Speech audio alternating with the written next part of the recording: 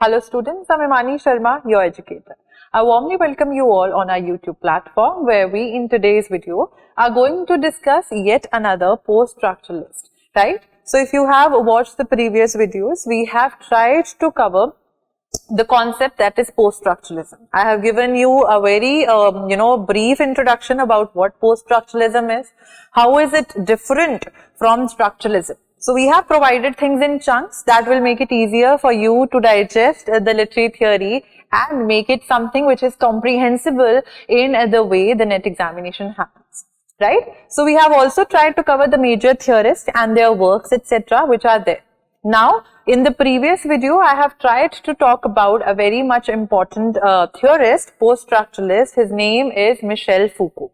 He was born in France, and I have tried to talk about the terms, the concept that he has coined, he has given and all. In today's video, yet another theorist we are going to discuss about. Who is that? We are going to discuss about Jacques Derrida. He is much and more as we move forward. One thing again is important to note down, the birthplace of the theorist. So Jacques Derrida was born in Algeria and he died in France. Right? So Algerian French philosopher, theorist, literary critic, whatever you want to call him. He is associated with another sub-school of post-structuralism which is known as Deconstruction. Now I want to make it very clear here that for deconstruction as a particular school we are going to deal differently, but as it is a sub-school of post-structuralism, deconstruction is basically the application of the post-structuralist ideas, right? So here the major important figure who brought this thing up was Derrida, and we need to discuss him in greater detail, the terms and concepts that he has coined. So without wasting any further time, let's just view his picture here and then move forward with the other important things that we are supposed to cover. So the very first term that Derrida has provided us with is logocentrism. Logocentrism has been coined by, given up by him, and the origin of the word is from the Greek word logos, which means ordered and rational method of thought, thinking, etc. Correct? This is coined by him, refers to the Western philosophical inclination to privilege of speech over writing. So, if you view, we are going to discuss other terms as well. If you view the things from the very first initial ancient times, we see that even Plato, when we are going to discuss another term that is known as Phonocentrism, Plato was of the view that the speech is something which is pure in its nature, which is rational in its nature as compared to writing.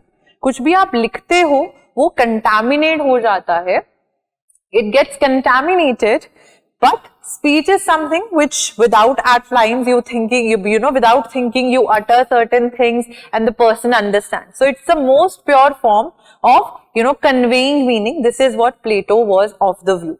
So he was also associated as a Western philosopher, Greek philosopher. So from their point of views, that time we see that privilege of speech has already been given. Speech को ज़्यादा privilege दी गई है rather than the writing matter, right? This is what he tries to talk about, Derrida tries to talk about. But one thing that is something interesting is that he tries to talk about it, but he wants to go, beyond that. He wants to challenge the notion of speech over writing. Correct? He says that Derrida, we say that he is against this preference to rational as the only means to attain truth.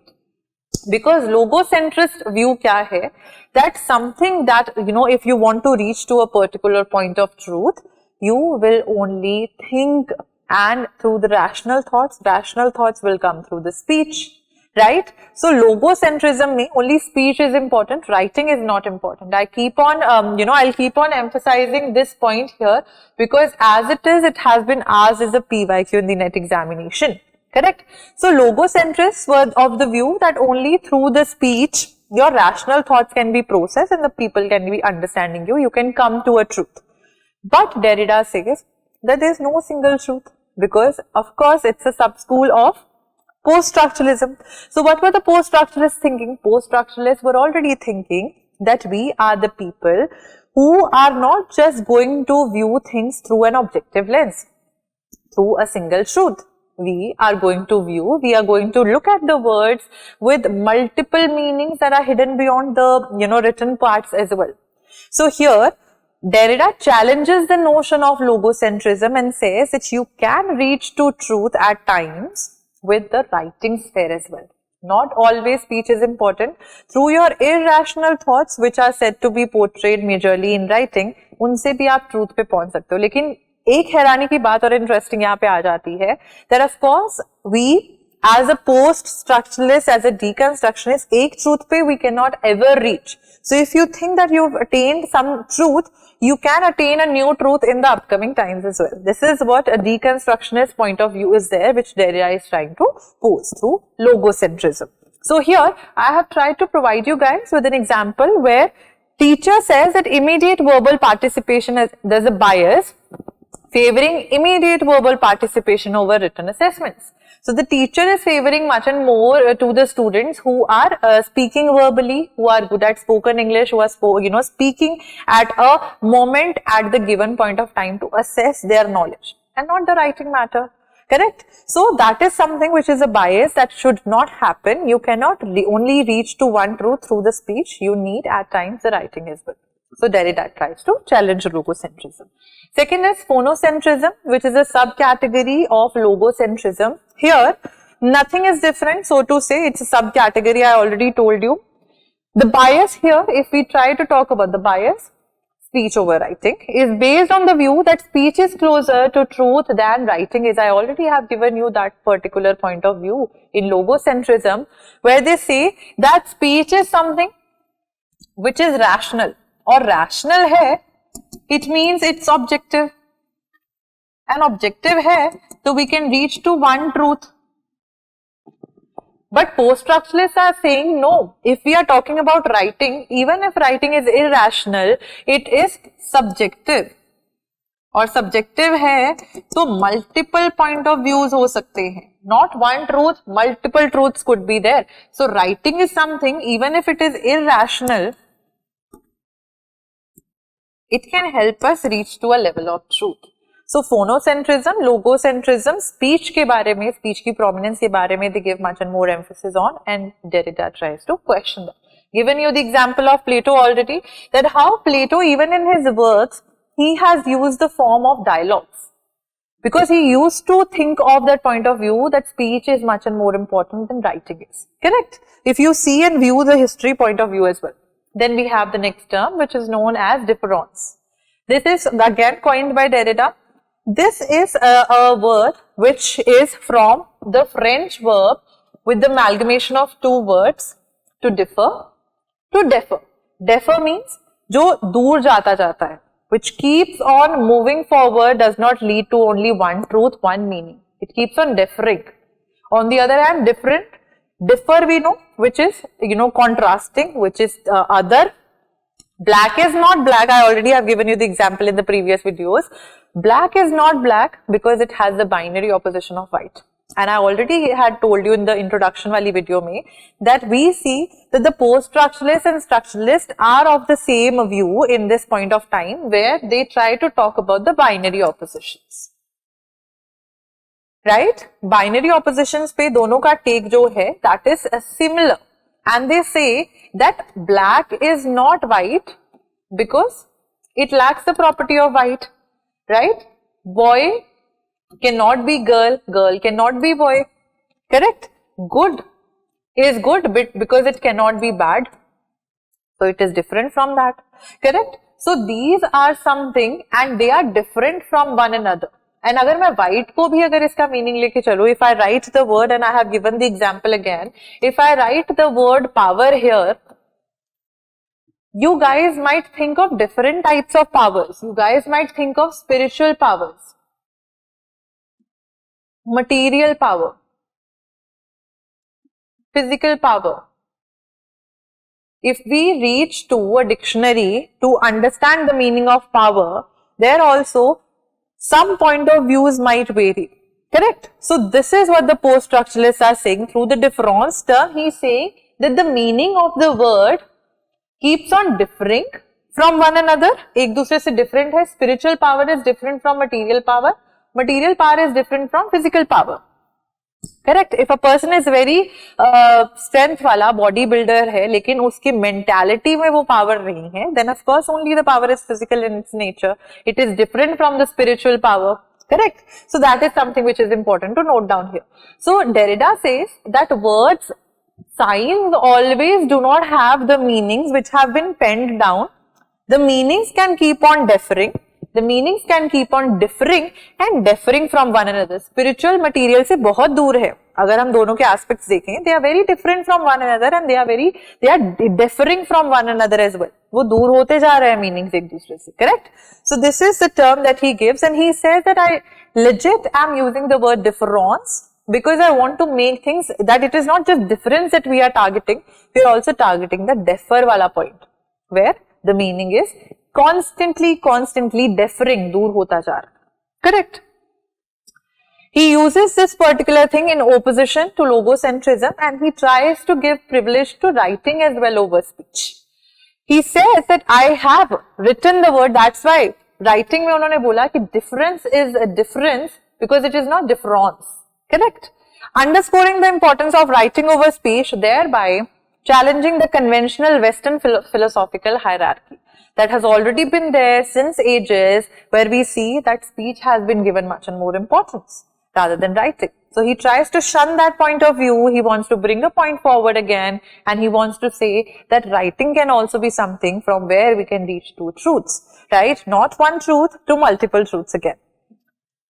Then in everyday conversation, the example here, the term bank illustrate Derrida's difference as it can signify a financial institution, जहाँ पे आप पैसे जमा कराते हो, the side of a river or a turning point in an airplane, showcasing the fluid and context dependent nature of language. So language, it is always context dependent. I cannot say that I go to a bank to deposit money near a river, right? I go to the bank of the river to deposit money. There a person will understand the bank of the river I am trying to talk about is the edge, not the bank, that is the financial institution. So in the context in which the particular word is being used, it is different for each thing, right? If I write the word here and here and here, these three are different from one another and their meanings are also different. Correct? If I write the word cat on the board right now, some of you might be thinking of a black cat. कोई white के बारे में सोच रहा होगा, कोई brown के बारे में सोच रहा होगा, कोई animated सोचेगा तो कोई real सोचेगा, कोई शरारती सोचेगा तो कोई एक शांत cat सोचेगा. Correct? So you guys might have your own point of views about the same words. That's what he tries to term as difference. Differ भी कर रहा है, black cat black क्यों नहीं है? क्योंकि white नहीं है. Correct? This is what he tries to say. Then the next term, aporia. Used in the theory of deconstruction, which separately we also are going to discuss as a school. It denotes a kind of impasse or insoluble conflict. वो conflict जिसका कोई solution नहीं है between rhetoric and thought. Let's just first look at an example only, then the things would be easier. Aporia is something where you will see lots and lots of doubts pouring out. Correct? So look at the example here. Elizabeth Barrett Browning, as a poet you would have read, Robert Browning की wife थी ये. She begins, how do I love thee, let me count the ways. Browning is here pretending. Her pretense that she might not remember all the ways is what gives her an opportunity to enumerate them. Rhetoric is what? Rhetoric is something which is the art of persuasion. She wants to enumerate, let me count the ways. How do I love thee? Let me count the ways. And if you read this poem, this is a beautiful poem. She tries to talk about जैसे एक लेखक है, वो लिखने को ज़्यादा prefer करता है, उससे प्यार करता है. एक foodie है. I'm just giving you a normal example. I can't recall the lines from her poem, but just imagine अगर एक कोई खाना खाने वाला है, एक foodie इंसान है, तो वो खाने को प्यार करता है, जैसे एक जीने वाला आदमी हवा को प्यार करता है क्योंकि वो चाहिए होती है for the life. That is how I love you. She wants to enumerate those ways. That's why she is not giving you a proper definition of what she wants to say. That is what is aporia. Doubtful, insoluble, conflict जो रहेगा ही हमेशा, right? Then undecidability, self-explanatory word again. where you see that there is no one definition, correct? Associated primarily with him only, a concept that defies simple or stable definition. So we can see that it is somewhere or the other related with the theory of difference as well, that I cannot decide one meaning to a particular word or sign if we try to use it in the structuralist stance, right? Example देखते हैं, the term justice can exemplify undecidability as different individuals may interpret and apply it in diverse ways, highlighting the inherent ambiguity in the concept. Ambiguity is something which means that it has more than one ways, one meanings, etc. Correct? So here ambiguity में जो हम देख रहे हैं, अगर हम term justice की बात करते हैं तो कई लोगों के लिए justice के definitions अलग अलग तरीके के होंगे, correct? So that is one thing जो हमें एक proper definition, proper meaning पे आने से रोक रही, that is what we know and that is what we call as undecidability, because it is not letting us decide one meaning to a particular sign. And when I say sign, I mean word in the sense of literary theory, in the sense of structuralism and post-structuralism. So if I write the word justice, it can have different meaning for different individuals, hence we cannot give it a proper stable definition. Correct? With this, I will take your leave. I hope the things and concepts, the terms, etc. related to Derrida are pretty much clear to you all. If you have any doubts, you can drop down them in the comment section below. I will try to reply for sure. Till then, you guys keep on studying. Thank you so much and have a good day. Bye-bye.